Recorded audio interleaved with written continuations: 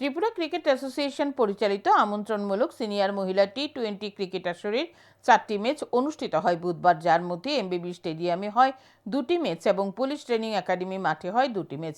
দিনের প্রথম ম্যাচে এমবিবি স্টেডিয়ামে মুখোমুখি হয় চলমান সংঘ ও ইউনাইটেড ফ্রেন্ডস। ম্যাচে প্রথমে ব্যাট করতে নেমে চলমান সংঘ নির্ধারিত 20 ওভারে 4 উইকেট হারিয়ে 121 রান সংগ্রহ করে। দলের হয়ে সর্বোচ্চ 32 রান করে তমন্না দেবনাথ। চলমান সংঘের দেওয়া 122 রানের জয়ের লক্ষ্য তাড়া করতে নেমে ইউনাইটেড ফ্রেন্ডসের প্রথম সারির 3 জন ব্যাটার তানিশা ভৌমিক 30 রান, অন্তরা দে 22 রান ও পাপিয়া পালের 25 রানের উপর ভর করে 18 ওভার 5 বলে 3 উইকেট হারিয়ে জয়ের লক্ষ্যে পৌঁছে যায় ইউনাইটেড ফ্রেন্ডস ক্রিকেট দল।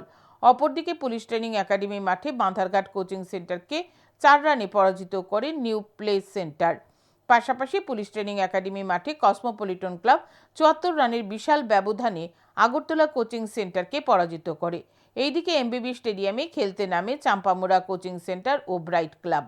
ম্যাচে 14 রানে জয় পায় চাম্পামুড়া কোচিং সেন্টার।